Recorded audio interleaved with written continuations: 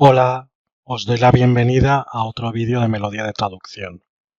En este vídeo vamos a ver el caso de un archivo XML con el que me topé hace un tiempo, para el cual mi cliente había creado un filtro propio para poder importarlo en Trados Studio. En este archivo que tengo abierto en el editor se utilizaba el par de etiquetas software, como señalo aquí, para delimitar nombres de programas o de funciones. Como esos nombres no se debían traducir, en este filtro que me había pasado el cliente, dicho par de etiquetas se había marcado como no traducibles, por lo que aparecían bloqueadas. Lo podemos ver por el símbolo del candado. No obstante, si nos fijamos en algunos ejemplos del archivo, estos elementos algunas veces se quedaban sin traducir, por ejemplo aquí con el nombre del software Redacta Fácil, pero en otros casos eran funciones que debían aparecer con un formato bilingüe de traducción. Por ejemplo, importar iba a aparecer en español o debía aparecer en español en el texto traducido, pero seguido de su traducción, en este caso en inglés, entre corchetes.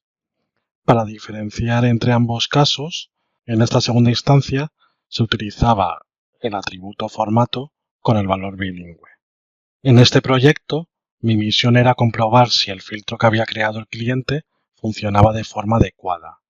A priori, por lo que podemos ver en el editor, este era el caso, ya que, tras haber importado el archivo en Studio y abrirlo en el editor, nos encontrábamos con las etiquetas bloqueadas. No obstante, mi recomendación en este tipo de casos es llevar a cabo una pseudo traducción del archivo, mediante la cual podemos comprobar que, en efecto, el filtro funciona correctamente o si detectamos algún problema, lo podemos solucionar antes de pasar a la traducción real del archivo. Es decir, detectamos problemas antes de comenzar con el proyecto. La pseudotraducción podemos activarla en tareas por lotes, pseudotraducir. Después simplemente tenemos que hacer los pasos que se nos indica en el asistente. Podemos cambiar alguna de las opciones por defecto, pero yo las voy a dejar tal cual.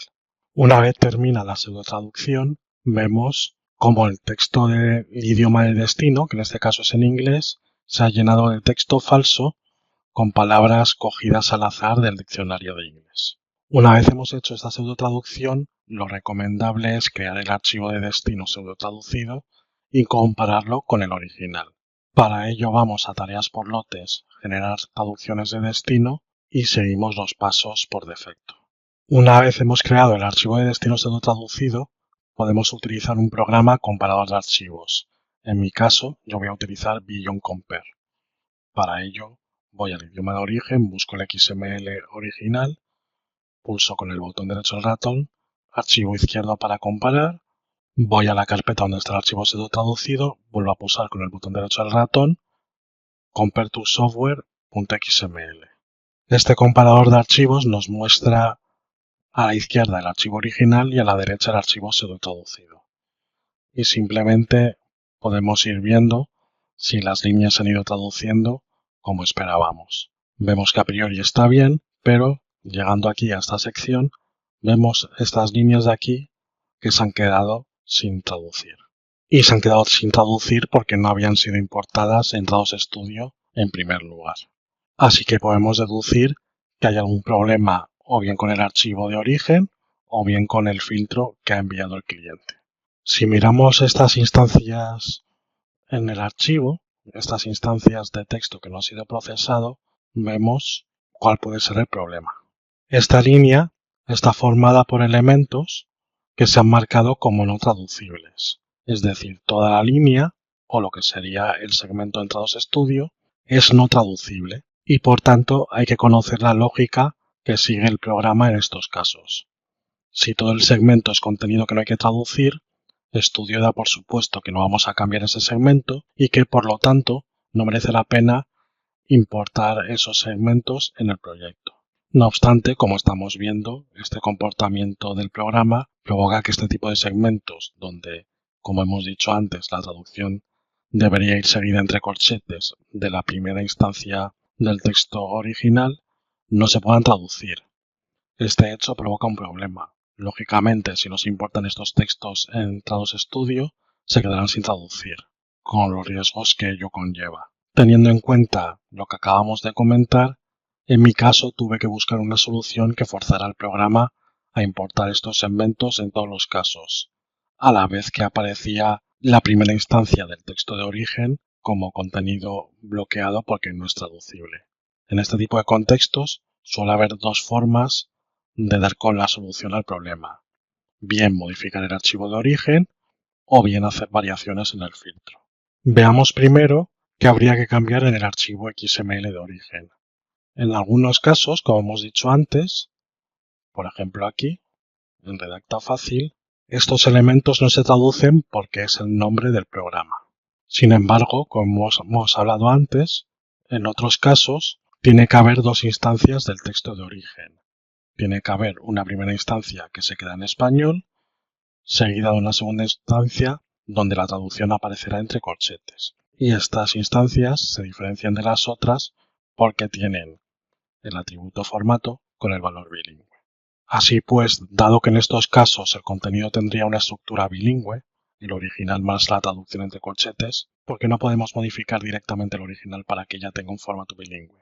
Así nos aseguramos de importar ambas instancias, la primera de ellas bloqueadas y la segunda de ellas editable, de forma que se pueda traducir. A partir de ahí hay que buscar el modo de que todos estos casos, incluidos los que comentábamos antes, donde el segmento no se importa en Trados ahora mismo porque todo el segmento es contenido a priori y no traducible, también se importen en el programa. Como explicaremos enseguida, la primera solución era la clave para poder resolver también este segundo problema. Para poder duplicar el contenido de esas etiquetas en este archivo XML, lo más recomendable es recurrir a las expresiones regulares. Utilicé un programa llamado Regex Hero para hacer pruebas antes de hacer los cambios en el archivo XML.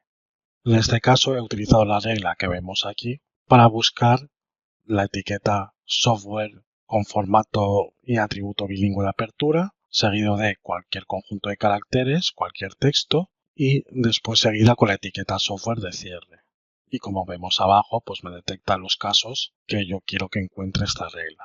Por ejemplo, este que vemos aquí de software redacta fácil con la etiqueta software de cierre no lo detecta porque estas etiquetas no tienen el formato bilingüe. Si voy a la pestaña Replace, puedo utilizar esta regla para que el aspecto final que tendría el texto fuera este. Vemos que la primera instancia sigue tal cual estaba en el archivo XML de origen, pero después hemos puesto un espacio seguida de una segunda instancia de este texto en español entre corchetes, que es la estructura que nos ha pedido el cliente. En el caso de la regla que he utilizado para la sustitución, el símbolo del dólar se utiliza para hacer referencia a cada elemento que está entre paréntesis en el campo de búsqueda, empezando de izquierda a derecha. Hay 3 elementos, con lo cual yo estoy indicando en el campo de búsqueda que me mantenga esos 3 elementos en el mismo orden, después utilice un espacio, corchete de apertura y lo que haya en el segundo paréntesis, que es el texto en sí que está entre las etiquetas de apertura y de cierre. Una vez he comprobado que mis reglas funcionan adecuadamente, he modificado el archivo en un editor de textos para que quede tal y como hemos ido hablando antes con la estructura bilingüe. Lo podemos ver aquí y aquí también.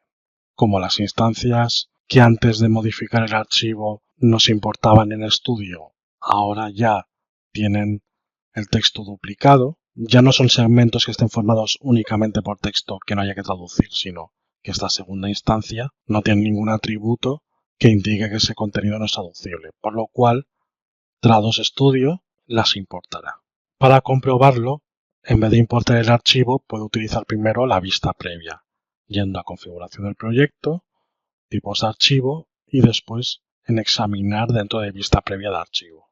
Pulso en vista previa y ahora vemos que efectivamente este contenido se está importando de la forma esperable. Ha quedado sin importar la primera instancia del texto de la etiqueta porque hemos ido viendo que no es traducible, pero la segunda instancia sí la está importando el programa.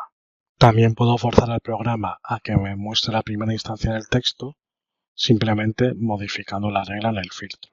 Para ello voy al filtro, que en este caso es el que tengo aquí, y después tengo que ir a analizador, buscar la etiqueta software y modificarla pulsando doble clic y aquí cambiando el comportamiento para indicar al programa que quiero que aparezca en todos los casos, cambiando el comportamiento de puede excluir a incluir. Pulso en aceptar, otra vez en la vista previa, y vamos a ver la diferencia. Vemos que está la primera instancia de ese contenido de etiquetas, la que no se traduce, seguida de la segunda instancia, que es la que sí se traduce. De esta forma podríamos volver a importar el archivo en el proyecto y ya podríamos comprobar que el filtro funciona como el cliente esperaba que funcionase en un primer momento. Y aunque no es necesario hacerlo para importar el archivo correctamente, podemos aprovechar para modificar el filtro y que de alguna forma se diferencia visualmente las dos instancias de las etiquetas software.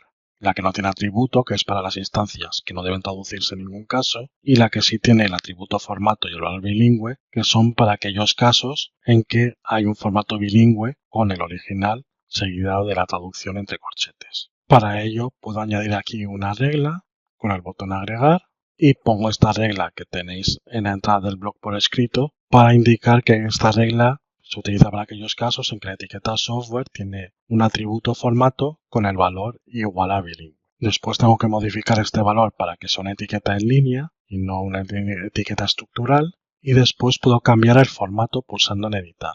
Por ejemplo, voy a indicar que tiene que aparecer en color morado, por ejemplo, y después en subrayado.